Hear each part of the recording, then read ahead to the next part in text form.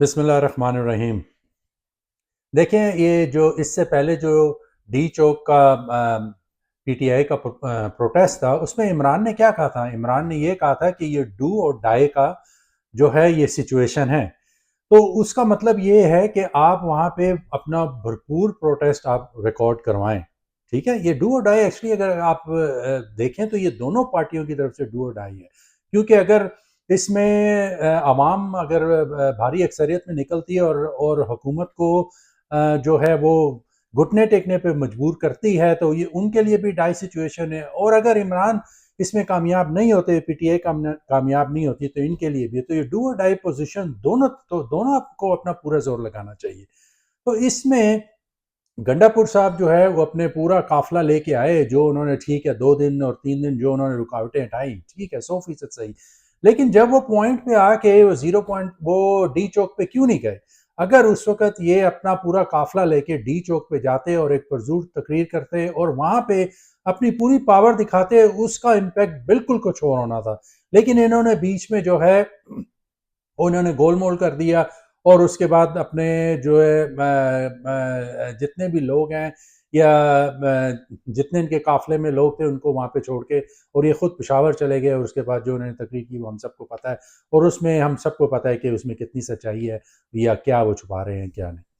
अब ये देखें कि अगर अब देखें आप, इमरान पूरे 1 साल से ज़्यादा हो गया वो जेल के अंदर है, ठीक है।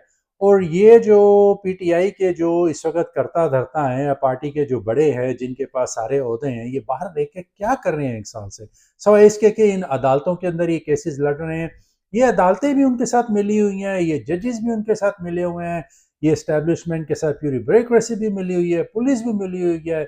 इन्होंने ये जितने चैनल्स हैं उनके सहाफ़ियों को भी खरीद रखा है, मोस्टली को। तो इन ये पूरा एक बहुत बड़ा माफिया है जिससे आप टक्कर इमरान टक्कर ले रहा है।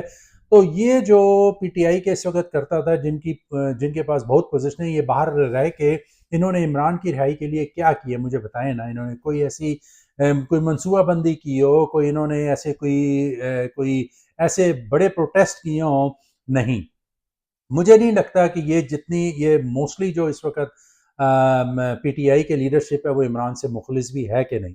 गंडापुर का तो अभी पता लग गया कि गंडापुर मुखलिस होता तो वो उस वक्त भरपूर जो है वो जाके डी चौक पे मुजाहरा करता और अपना भरपूर एहतजाज रिकॉर्ड करवाते। लेकिन वो वहाँ पे कारकुनों को बेयारो मददगार छोड़ के, और उसके अलावा वहाँ पे ना कोई एमपी नजर आए। ठीक है, अपने एमएनए और जो आपके सेनेटर है उनको तो आपने अंडरग्राउंड किया है, लेकिन एमपीए या जो आपकी तंजीम के ओहदेदारान हैं वो तो आ सकते थे, वो तो लीड कर सकते हैं, लेकिन कोई भी नहीं था। तो अब ये आप देखें कि ये हम क्या कर रहे हैं। वो इमरान कोई अपनी ज़ात के लिए तो या अपने बच्चों के लिए तो ये जद्दोजहद नहीं कर रहा, हम ही के लिए कर रहा है ना, हम पाकिस्तानियों के लिए कर रहा है। अब उसके लिए लॉयल जो है वो कहाँ से लेके आया? अब इधर इसी पाकिस्तान में से उसने अपने साथ लोगों को मिलाना है। लेकिन आपके सामने है पाकिस्तानियों कि ये आपको भी नज़र आ रहा है कि ये उसके साथी कितने लॉयल, जो उसके लॉयल साथी हैं, जो उसके साथ वाकई मुखलिस हैं, वो या तो जेलों में हैं, अभी तक जेलों में है। और जो है जो कंप्रोमाइज्ड है वो देख लें वो बाहर है, ठीक है। जो उसके साथ वाकई जो सही है वो अभी तक जेलों में ही है। बहरहाल एनीवे, ये आपने देख लिया कि कोई लीडरशिप प्रेजेंट ही नहीं थी वहां पे। अब ये है कि अब मुझे बताएं कि इमरान ने जब कह दिया था कि हमने इनके साथ कोई नेगोशिएशन नहीं करनी, कोई टॉक्स नहीं करनी, क्योंकि पहले भी कई दफ़ा इनके साथ कर चुके हैं, उन्होंने धोखा दिया है। तो आपने डी चौक के करीब पहुंच के इतना काफिला बड़ा लेके आके आप फिर जो है टॉक्स की तरफ क्यों गए, नेगोशिएशन की तरफ क्यों गए? आप अपना पूरा जोर लगाते, ये आपके पांव पड़ते, ये आपके नेगोशिएशन के लिए आपके पीछे जाते, इमरान के पीछे जाते। अब आपने ये कह दिया कि जी इमरान उसमें ऑन बोर्ड है, ये सब झूठ है। और उस दिन से, और आपने कहा कि अच्छी खबरें आएंगी, उस दिन से कौन सी अच्छी खबर आई है? बजाय इसके कि इमरान को भी मिलने से किसी से मना कर दिया, उसकी बहनों को भी अंदर कर दिया, और जो उनके अटॉर्नी थे जो उनसे मिलने गए थे उनको भी, कि इमरान की कोई बात बाहर ना आए, इमरान की कोई खबर अंदर ना जाए, अंदर से कोई बात बाहर ना आए। और यहाँ आप बाहर क्या कर रहे हैं? यहाँ पे भी पीटीआई वाले जो है ये जो तरमीम लेके गवर्नमेंट आना चाह रही है उनके साथ नेगोशिएशन कर रहे हैं। इसी से आप अपने सारे डाउट्स जो है ना, सारे डॉट जो है आप उसको एनालाइज करें और उनको जोड़ते जाएं तो आपको समझ आ जाएगी कि हो क्या रहा है। इमरान ने कहा था टॉक्स नहीं करनी, इनके साथ कोई नेगोशिएशन करनी। अब ये अमेंडमेंट्स में उनके साथ टॉक्स कर रहे हैं, बैठ के उनके साथ सिटिंग कर रहे हैं और उनके साथ बातचीत कर रहे हैं। ये अमेंडमेंट्स अगर हो गई तो पाकिस्तान की अवाम की हमेशा के लिए छुट्टी। ये फौज ने, ये जर्नलों ने पूरी अवाम को 75 साल से गिरबान से तो पकड़ा हुआ है, शहरक से पकड़ा हुआ है। उसके बाद जो रहे से आपके थोड़े बहुत हकूक थे, जो ये आपको इन अदालतों में जाने से कभी कभार आपको मिल जाते थे, वो आप सारी जिंदगी के लिए भूल जाएं। क्योंकि जजेस ये लगाएंगे तो जो जज इनके खिलाफ फैसला करेगा या इनके अगेंस्ट जाएगा या कानून के मुताबिक फैसला करेगा, उसको ये उठा के कहीं और फेंक देंगे। तो ये जो अमेंडमेंट्स करने जा रहे हैं, अगर पीटीआई इनके साथ बैठ के बात कर रही है तो ये बिल्कुल इमरान के मैंडेट के खिलाफ है। इमरान ने मना किया था, तो आप इसी से देख लें कि वो इमरान के साथ कितने लॉयल हैं। आप पाकिस्तानियों, अगर आप समझते हैं कि आप घरों में बैठ जाएंगे और ये जजेस कुछ कर देंगे, क्योंकि जजेस भी देख लें कानून का क्या हशर किया। जजेस 8 जजेस ने सुप्रीम कोर्ट के, उन्होंने जो है वो फैसला दिया और उसको ना तो हुकूमत मानती है, ना उसको आपका इलेक्शन कमीशन मान रहा है, कोई उसको मान रहा है। तो आप इन जजेस की, सुप्रीम कोर्ट की क्या औकात रहेगी, क्या इन जजों की अहमियत रहेगी, उनके फैसलों की कोई अहमियत नहीं रहेगी। तो आप ये अगर चाहेंगे, मैं कई दफ़ा लोगों से बात करता हूँ या ये मैं लोगों के सुनता हूँ, व्लॉग्स वगैरह सुनता हूँ, तो उसमें ये कहते हैं कि जी लगता है अभी बैक चैनल्स में कोई बात हो रही है, अभी नेगोशिएशन हो रही है, लगता है अब कुछ हालात बेहतर हो जाएंगे, ये हो जाएगा, ये जा रहे हैं, वो जा रहे हैं, ये बातें हो रही हैं, कुछ ना कुछ हिल जो हो रहा है, इमरान बाहर आ जाएंगे।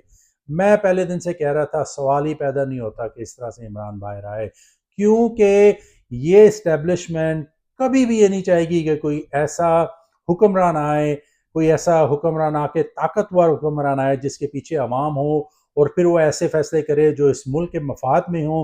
क्योंकि इस मुल्क के मफाद में आप फैसले करेंगे तो आप लोगों की जो अयाशियाँ हैं, जो पिछले 75-76 साल से आप लोगों ने मचा रखी हैं, आप फौज के अलावा आप एक बिजनेस फौज बन गए आपके कारोबार में, और जो आप लूट मार कर रहे हैं वो आपका बंद हो जाएगा, वो आपको अपने अपने डॉलर जाते हुए नजर आए। तो ये कभी भी नहीं चाहेंगे कि इमरान से नेगोशिएशन करके इमरान को बाहर ला जाए। ये चाहेंगे किसी तरह उसकी पॉपुलैरिटी खत्म हो, किसी तरह उसको हम रास्ते से हटा दें। इसलिए बार बार उसको कहते हैं कि मुल्क से बाहर चले जाओ, ये चले जाओ, वो चले जाओ। यही चीज उन्होंने पहले नवाज शरीफ और जरदारी से भी करने की कोशिश की, लेकिन चूंकि उनके स्टेक्स बाहर थे, उनकी जायदादें बाहर थी, उन्होंने लूट मारी किए थे, इसलिए वो हमेशा इनसे अगर वो झगड़ना भी चाहते थे तो बाद में इनको अरबों रुपए दे के इनके साथ अपने ताल्लुकात वो सही कर लेते और फिर पावर में आ जाते थे। और इनका यही है कि ये फौजी कहते हैं भाई तुम लोग भी लूटो पाकिस्तान को और हमको हमको भी लूटने दो, मिल के खाते हैं।